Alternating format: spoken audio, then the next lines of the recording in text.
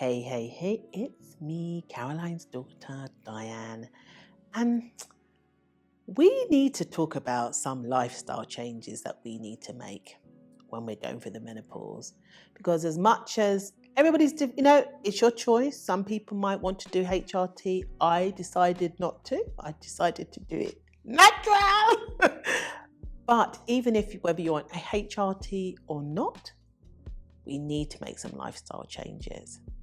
And that could be from exercise through to diet. But let's get into this.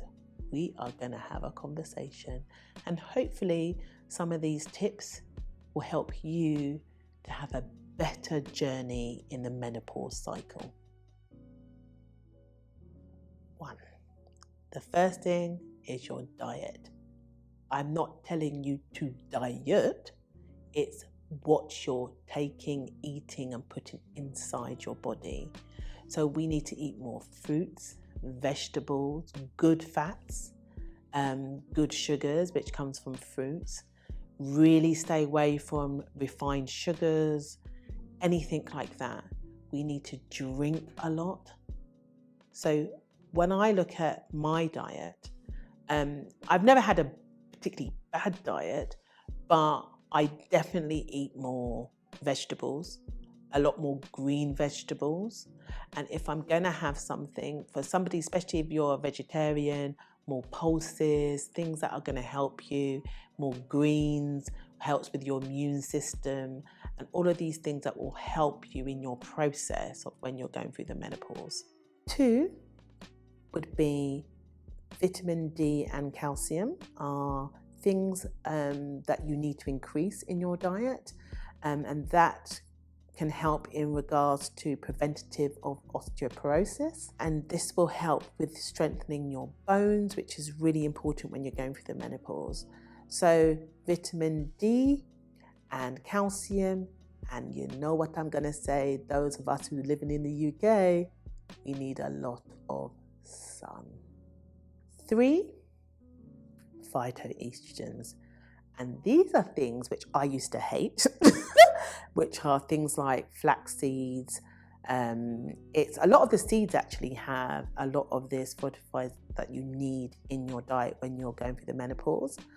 I would say if you really struggle like I did in regards to increasing your seed intakes, I sprinkle them on my salads so that it doesn't, it kind of gets lost in the salad. So I would definitely like flax seeds are just absolutely amazing. Just throw them on and you will be good to go. And when you do this, it can, not always, but it can reduce hot flushes. And you know us who was going through, my fan used to follow me everywhere.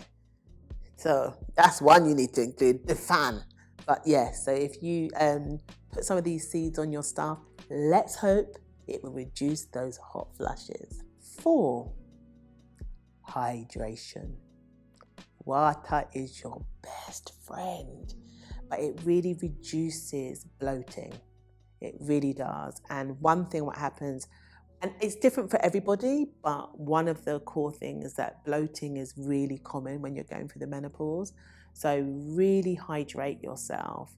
And I would say if you're not a big water fan, which a lot of people are not, sometimes just put a little bit of lemon in it, anything to help you to have constant, and always don't think you have to go the whole bottle. Just have sips occasionally, but just make sure you keep yourself well hydrated. We don't want to be bloated, do we, girls? Do not, I know this sounds strange, but I'm going to say overhydrate yourself. So, if you get your 2 litres in, you're good. 5, reduce Starbucks. No, reduce your coffee and your alcohol intake. I'm not a big alcohol person, so that wasn't really that hard for me.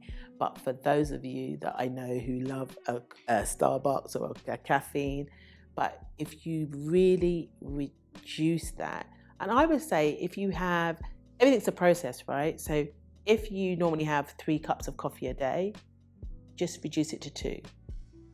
And then reduce it to 1. So it's a process. Don't just think, right, I'm going to cut out caffeine, because you won't stick to it. but it really does help reduce hot flushes. So if you can really reduce your alcohol intake and your caffeine, you will notice a big difference. 6, the one that I'm in the process of, exercise. And we know it releases endorphins, and it actually changes your mood. It makes you feel happy, believe it or not, even though you're just like, Lord have mercy. And as we get older, but even when you're younger, people that, I'm going for this big jog. You don't need to do that. Actually, a brisk walk is actually better for you in the sense of the way it burns the calories. And even after you've stopped walking, it will continue to burn calories after that. So you know what? If you don't like to go to a gym or anything like that, I love dancing. Dancing is my happy place. There you got your exercise, and all you did is something that you love to do. And number 7, look at your stress and how you manage stress. You know, I'm a big one about quiet spaces and about meditation. I do my meditation at 5:30 in the morning because for me, that works for me. But what it does, it sets me up for the day so that I am a lot I would say it reduces my stress considerably. And I would definitely say I'm a lot more stress-free. Stress, I cannot tell you how important it is to get a handle on, because stress, if not taken care of, sits in your body and will affect you physically as well as psychologically. And when you're going through the menopause, we need every bit of help where it comes to reducing the symptoms of the menopause. If meditation isn't your thing, another way you can de-stress is deep breathing. Those breathing exercises, I must admit, before I used to think a load of rubbish, but they do work, and it centers you, which is really, really important. So deep breathing, meditation, what works for you? Let's get on it. 8, get some sleep. Healthy sleep patterns is key. I keep telling everybody about this. And it's about, as I'm going to tell you, you guys who don't want to hear, it's coming off those social medias a couple of hours before you go to sleep so that your body can unwind and have what we call go into a deep sleep. A lot of the times when you're sleeping and you've still got social media and all these different messages going on in your head, you're at a different stage of sleep. What we need to do is some deep sleep so your body can get to heal, can get to replenish itself. And let me tell you, menopause love a good sleep. So what we're going to do, off the computer, off the phones, and let's get some good sleep in there. 9, comparison. Let's not do it. My journey on the menopause is not your journey. One of the biggest things for me was foggy brain, and I was told to eat more greens and things that will help with in regards to keeping up my mental agility. Whereas my girlfriend, her night sweats were so bad she had to change her mattress twice. So I would say, don't compare yourself. This is your menopause journey. And even though a lot of us will have common themes running through our journeys, my journey is not your journey. And that alone creates stress. So let's not do this. Your journey is unique to you. And some of the tips that I've given previously, take them on board in the areas that are most prominent for your journey. And number 10, have regular checkups. The same things like they tell you to check your breasts for breast cancer or for whatever, bowel cancer. I would have regular tests all the time and checkups because things are constantly moving and changing when you're going through the menopause.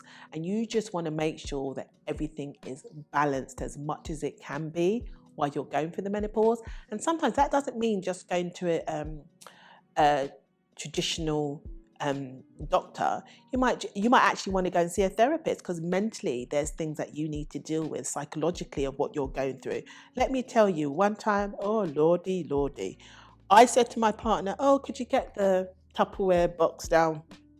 He said, oh, I'll do it in a minute, babes. I was a mess. So I was all over the place. Mentally, I was just doing so much. I remember I couldn't remember my mum's birthday. I thought the world had ended. I was in floods of tears. So what I'm saying is, you need to do what's good for you. You might want to go and see a nutritionist, because there's certain things that you want to increase in your diet and you want to do it in a safe way.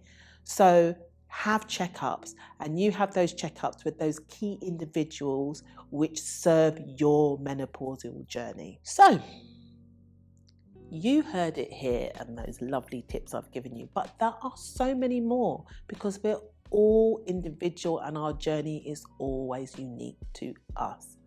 But this is the reason why you need to be a part of the MyCaroline community. I am going to be interviewing Shakira, who is a menopause expert. So you need to be a part of the community to hear what she's got to say. And even more so, what's important, she specializes with Black women and women of Black heritage, because again, our journey through the menopause is very unique to us culturally. So what you're going to do, come on, you must know the drill by now. You are going to subscribe, you are going to like, and you are going to, you hear me, share. So what am I going to say? Join the community, be a part of MyCaroline, and we will go on this journey together. So, signing off, as always, Caroline's daughter, Diane.